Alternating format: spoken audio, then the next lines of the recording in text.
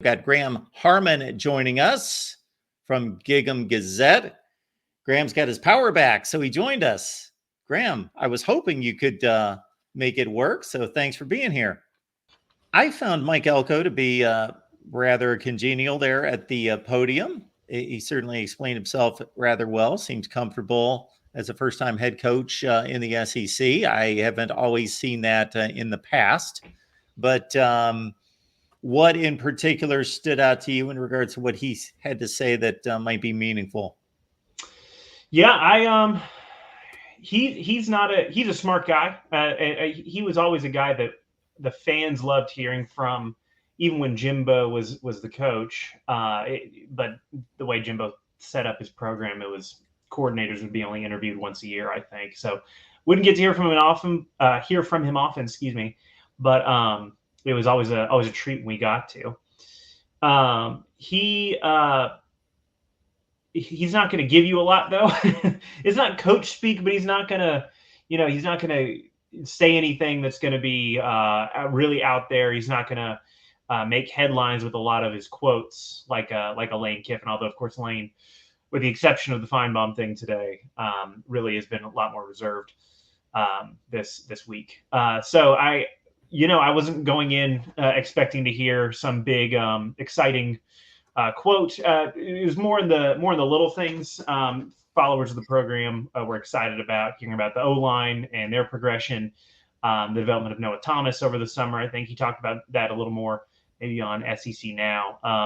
Of course, his time, the questions, of course, the first two questions were from Oklahoma and Texas sites asking about how hard it's going to be to recruit now that they're in the SEC, and he gave the same answer to both of them because they both asked the same question. So that was kind of funny how that happened, but yeah, always good to hear him speak. Well, one thing that we get acquainted with from time to time that's not talked about on a regular basis, but when somebody talks about truly building a program and what it means to do it and what is necessary, the component of strength and conditioning comes up. And so maybe his most transparent was talking about the new strength and conditioning coach and just the state of the art, modern day approach and how he's highly impressive with the new strength and conditioning coach. Mm-hmm. Absolutely. Tommy Moffitt is one of the most exciting additions that we had on the staff. It's really got everyone around the program jazzed up. I mean, he's obviously legendary in the industry. There was LSU fans were not happy to hear when they heard that he was coming back to college football and that it was going to be to a rival. So he's in just interviews with him that have come out since then.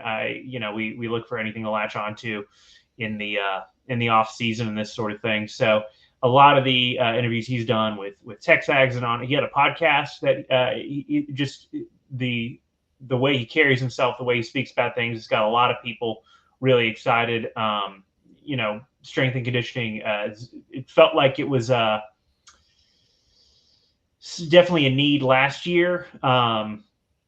The coach that Jimbo had hired away from OU went back to OU, and he almost didn't feel like he needed to replace him, I guess. He just sort of promoted from within without much fanfare around it. And from listening to people closer to the program, it seems like that was a move where there was a fair amount of question marks around that.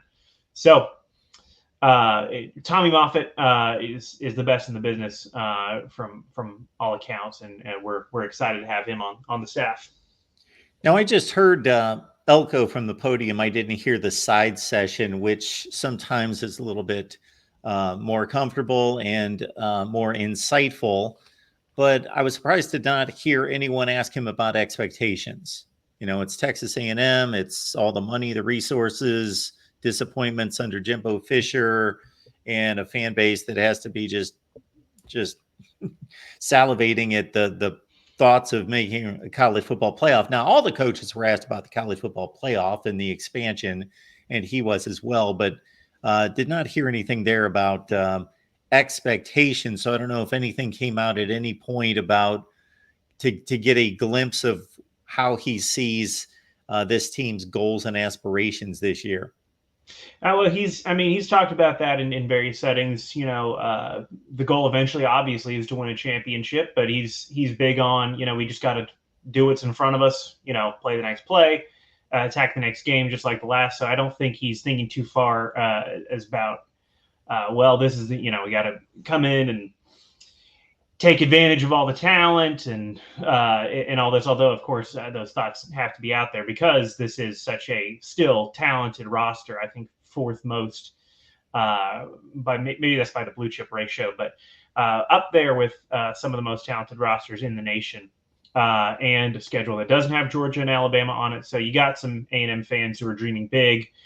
It's it's a weird question almost for the fans who to answer, because 8 wins feels like, oh well, it's the first year head coach and things were so bad the last 2 years. It feels like asking too much to think it'd be more than that, but 9 wins feels like that would be tough to get to. But really, it comes down to those 4 big home games: Missouri, Texas, Notre Dame, and LSU, all at home.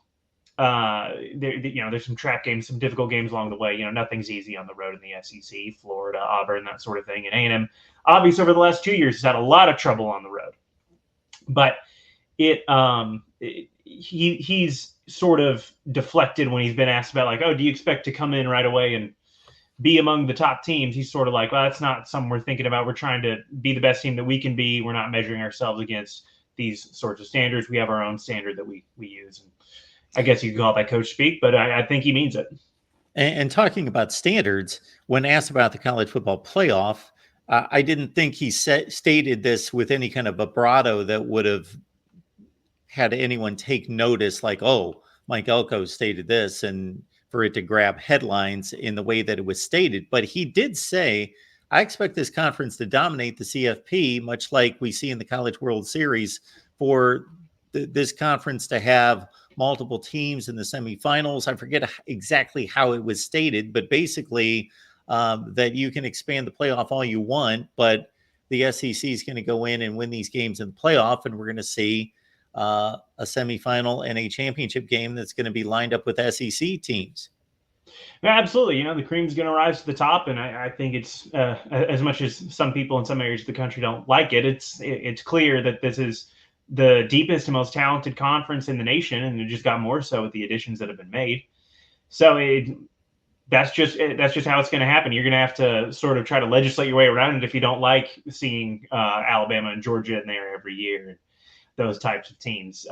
And I don't think that is going to be a popular move if you try to give out auto bids with weird strictures or that sort of thing. So I think the College World Series is a good comparison. I think it's since 2019, almost every year it's been either 3 or 4 out of the 18 field have been SEC teams in the College World Series. So I don't know it'll be quite 50% of the teams every year are going to be from the SEC, but I think 4 or 5 teams, that'll be a regularity with this conference. Got a question here from our guy Jackson, who asks, how does it feel to have Texas A&M back? Texas and Texas A&M, it's going to be, Yes. Thank you for clarifying. Yeah, you're good. I misread it there for a second. That has to be, maybe I'm an A&M fan, so obviously I'm going to say this, but I do think there's good warrant to say that probably is one of the top 3, if not number 1, on the most anticipated games of the whole season, just across the sport. I guess you put Georgia, Alabama up there. Michigan, Ohio State's always big, but the return of such a rivalry. What other rivalry is going to burn so hot after 13 years of not playing each other on the field? You have Texas A&M, and Texas fans going at each other's necks on Twitter like every day over recruiting. It doesn't really matter what, actually. They'll just find things to argue about because of the hate and the rivalry that's there, and the sort of the build up to this has been insane so far. It's going to be even more insane as the time rolls around. It's going to be at Kyle Field. I wouldn't be. If A&M is doing decent and Texas is doing well, I wouldn't be surprised if that sets another attendance record, which we thought the one they have right now is never going to be broken because it was set mid renovation when capacity was way higher. But I think they could get over 110,000 in there, because that is going to be one of the biggest I mean, just one of the biggest events in the whole season. And I really think it's going to be a good game. I think both teams are going to be really good this year. So I think it'll not only have the rivalry aspect there, but I think it'll be two highly ranked, well coached teams going at it. So really looking forward to it. Already a little nervous, but it is what it is. Texas A&M Talk, folks, with Graham Harmon from Gig'em Gazette. You see all the locations right there, whether it be on X or gig'emgazette.com, and you can catch Graham's work right there. Graham, we appreciate you stopping by, sir.